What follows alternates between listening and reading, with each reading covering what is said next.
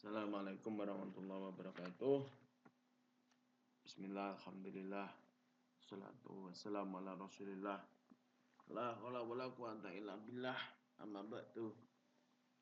Pertama, tetap bersyukur pada Allah Subhanahu wa taala. Yang kedua, salawat serta salam tetap terlimpahkan pada junjungan kita Nabi Muhammad sallallahu alaihi wasallam.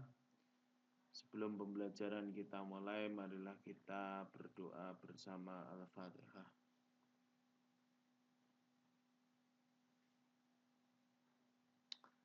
Di sini saya mencoba menguraikan bagian yang mungkin sulit ditemukan, yaitu tentang konsep adab dan dalam manajemen, dan nanti ada tadbir seperti itu dalam manajemen. Sekali lagi tetap bersama siswa Yudianto. Pembelajaran ini tetap berbasiskan video di YouTube di Siswa Yudianto Channel. Guna untuk mengingat kembali ada teori prinsip umum dalam manajemen yang sudah kita pelajari sebelumnya. Pembagian kerja wewenang sebenarnya ada 14. Ini saya tampilkan 10 saja.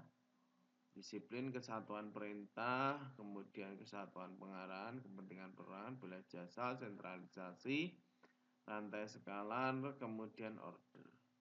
Itu semuanya adalah pemikiran Henry Fayol. Kemudian sekarang adalah adab dalam manajemen. Adab dalam manajemen. Yang pertama adalah konsep tadbir dalam teori manajemen. Manajemen, kemudian administrasi, governance, dalam bahasa Arab salah satu arti dari kata tadbir itu berbentuk masdar, verbal, kata kerja, dabbaro al-amr, menyelesaikan urusan sampai akhir. Ini pengertian istilah yang komprehensif diberikan oleh Sayyid Al-Syarif Al-Jurjani, yang mengartikan menguji, memeriksa dengan mengetahui apa yang baik dan menaruh perkara dengan pertimbangan ilmu tentang akibat-akibat yang dihasilkan. Sementara itu, Al-Zaidi mendefinisikan pertimbangan seksama intelektual atas akibat atau hasil dari sebuah urusan, kemudian diikuti implementasi. Jika akibatnya itu baik ataupun tepat, maka dilanjutkan. Kalau tidak baik, ya ditolak. Dengan pengertian tersebut ada dua aspek penting tentang tadbir ini, adalah pemahaman pemikir Muslim otoritatif. Satu, yaitu tentang hasil akhir dan proses menuju kepadanya. Namanya ada tadbir itu hasil dan proses. Itu yang disebut tadbir. Yang kedua, ada proses yang dilakukan dengan tujuan yang diharapkan merupakan sesuatu yang baik. Baik bukan dalam memilih sesuatu di antara banyak pilihan, tetapi baik dalam arti mencari sesuatu yang tepat dan baik. Disinilah didasarkan, di sini nanti adab tadbir itu didasarkan pada adab, karena di sini sama-sama membicarakan tentang proses. Prosesnya ini adalah untuk memilih sesuatu yang baik gitu ya. Mencari sesuatu yang baik itu bukan hanya memilih di antara banyak pilihan, tetapi kita benar-benar melakukan sebuah analisis apa yang harus kita lakukan. Dalam manajemen ini ada perencanaan dan sampai ke evaluasi itu, wax itu. Kalau dalam Islam ada beberapa ayat, ini saya bacakan satu saja tentang tadbir. Ini yang biasa Anda dengar adalah dabbaro. A'udzubillahi minasyaitonirrajim. Inna rabbakumullah alladzi khalaqas samawati wal arda fi sittati amin sumastawa al-ars yudabbirul amra ma min syafi'in ila al-ayah. Sesungguhnya Allah menciptakan langit dan bumi dalam 6 masa.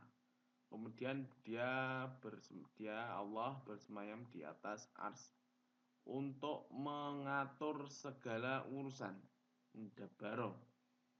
Yudabbirul amro, mengatur segala urusan. Ada lagi di surat Yunus, wa yuhrijul mayyita minal hayy wa may yudabbirul amro. Mengeluarkan yang hidup dari yang mati dan mengeluarkan yang mati dari yang hidup, dan siapakah yang mengatur. Nah, dalam artian ini adalah bisa ditarik sebuah benang merah. Manajemen pun juga mengatur, dabaro itu juga artinya mengatur. Tapi tadbir kita artikan sebuah proses dengan berpikir bagus, berpikir yang sumuliyah, yang lengkap. Untuk melakukan sesuatu kita pilih yang terbaik sebagai langkah-langkah agar nanti hasilnya pun itu terbaik. Konsep adab dalam teori manajemen. Adab. Jadi kalau adab itu banyak yang mengartikan adalah jamuan, undangan, suatu perjanjian menyeratkan bahwa tuan rumah telah mengundang para tamu yang memang pantas untuk sebuah perjamuan. Sesungguhnya Al-Quran itu adalah undangan Allah kepada suatu perjamuan rohaniah di bumi dan pencapaian ilmu tentang, berarti memakan makanan yang baik di dalamnya. Makna adab diperluas menjadi sebuah disiplin. Berkait dengan makna adab terdapat hikmah, keadilan, dan kebenaran. Hak, ya, kebenaran yang hak, yang hakiki, itu adalah kebenaran dan sebuah realitas. Tidak hanya diomongkan saja, tidak hanya dibicarakan saja, tetapi harus ada realitasnya. Hikmah dalam terminologi berarti pengetahuan yang tegas dan pasti. Dengan pengertian kata-kata kunci itu, kita bisa mengambil sebuah term ya, tentang adab adalah pengenalan dan pengakuan tentang hakikat bahwa pengetahuan dan wujud bersifat teratur secara hierarki sesuai dengan berbagai tingkat dan derajat tingkatan mereka. Tentang tempat seseorang yang tepat, hubungannya dengan hakikat itu, serta hubungannya dengan hakikat realitas, serta kapasitas dan potensi jasmaniah, intelektual maupun rohaniah seseorang. Gitu ya. Manusia itu sebagai alam kecil ataupun ada alam luas yang mengartikan mikrokosmos maupun makrokosmos. Silakan Anda eksplorasi sendiri. Ya. Dua aspek, an-nafas an-natiqah, an-nafas al-hawaniyah. Jiwa yang rasional dan jiwa hewaniyah. Sehingga adab bukan hanya tentang hubungan antara manusia dengan manusia, melainkan juga manusia dengan dirinya sendiri dan manusia dengan segala ciptaan Tuhan, dan secara transendental manusia dengan ya sang kholiknya. Nah, konsep adab dalam manajemen. Jadi adab ini nanti dalam proses manajemen ini kita itu adalah mempelajari, bukan mempelajari ya, bersinggungan dengan manusia, manusia dengan diri kita sendiri, kemudian manusia dengan ciptaan, dan manusia dengan penciptanya, itulah adab.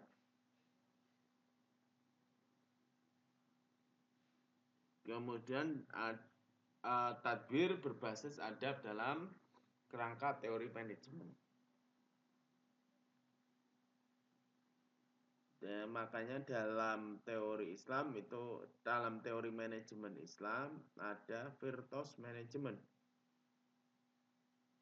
Ini istilah yang memang termasuk baru karena manajemen kita bertolak kepada kebenaran dan keadilan.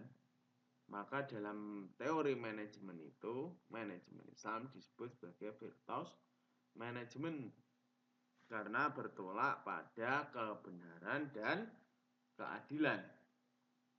Bila kita memasukkan adab tadbir dalam ini sebagai basis adab kerangka teori manajemen, ada beberapa hal yang patut kita perhatikan, bahwa pengenalan dan pengakuan yang tepat pada aspek teori dan praktek dalam manajemen sebagaimana juga dengan setiap elemen yang terdapat dalam setiap aspek. Ini harus kita perhatikan. Kita mengenali dan mengakui secara tepat aspek teori dan praktek dalam manajemen. Yang kedua, mengenali dan mengakui secara tepat ragam, macam, tingkat, tujuan-tujuan. Berbagai tujuan kita kenali. Tujuan yang ditetapkan manajemen harus dievaluasi melalui kacamata adab. Ditempatkan pada tempat yang tepat. Ini biasa dikatakan adil. Membentuk suatu sistem hierarki yang kemudian menentukan metode, strategi yang berbeda dalam keputusan manajemen. Terdapat pembedaan dalam hasrat, alamiah, dan hasrat yang ingin didapat. Kita kembali lagi, kita harus membedakan kebutuhan dasar, daruriyah, yang kemarin maqasidul syariah, kemudian hajiyah, tahsiniyah. Keinginan, kebutuhan sekunder itu termasuk hajiyah, kemudian pelengkap tahsiniyah, dan itu kebutuhan primer. Dalam Islam tujuan terakhir, ultimate goal-nya, tujuan terakhir, tujuan paling tinggi itu adalah memperoleh kebahagiaan dengan melihat Allah Subhanahu wa taala di hari akhir. Untuk alasan ini, maka tidak ada mengejar tujuan yang bersifat tidak agamis atau hanya didorong oleh pertimbangan pragmatis maupun azas manfaat saja. Memang inilah ciri khas dari manajemen Islam. Ya. Jadi dalam memutuskan mengambil langkah, kita tetap kemarin berpedoman pada maqasidus syariah, kemudian kita juga melihat tadbir yang tadi diartikan sebagai proses yang paling baik, kemudian juga adab yang kita tetap memperhatikan bahwasanya ada hubungan manusia dengan manusia sampai manusia dengan kholiknya. Kita kembali lagi kepada artian bahwasanya adab itu adalah undangan untuk jamuan makan, sehingga segala sesuatu yang kita lakukan karena kita sudah diundang oleh Allah Subhanahu wa taala menjadi khalifah fil ardh, pemimpin di muka bumi ini, kita sudah berada di jamuan makannya. kita tetap berbasis pada adab. Ya, adab dalam Islam nanti itu di materi terakhir ada tentang akhlak. Seperti itu ya. Nah, ini Virtuos lagi-lagi kata kunci lagi Virtuos manajemen berbasis kebenaran dan keadilan. Nah, juga konsep di dalam ekonomi Islam tentang kebenaran dan keadilan itu. Nah, yang patut kita perhatikan, saya tidak menyindir membanding-bandingkan teori Barat dan teori manajemen Islam, karena kita dalam bingkai manajemen dan manajemen dan kita berada dalam manajemen yang Islami, karena perguruan tinggi kita Islami. Keunggulan yang ada pada diri kita, teori-teori baru dalam manajemen ini coba saya share, saya bagikan. Semoga ada manfaat bagi diri kita. Bila Anda sudah menerima teori-teori manajemen yang sebelumnya, yang dari Barat, silakan, ini adalah sebagai tambahan. Anda menemukan dalam googling maupun dalam e-book teori-teori manajemen, kebanyakan seperti itu. Ini adalah sebagai tambahan pada diri kita, karena ingat segala sesuatu yang kita lakukan tetap dipertanggungjawabkan di hadapan Allah Subhanahu wa taala. Wallahu a'lam bishawab. Ihdinas siratal mustaqim. Wallahul muwaffiq ila aqwamit thoriq. Wassalamualaikum warahmatullahi wabarakatuh.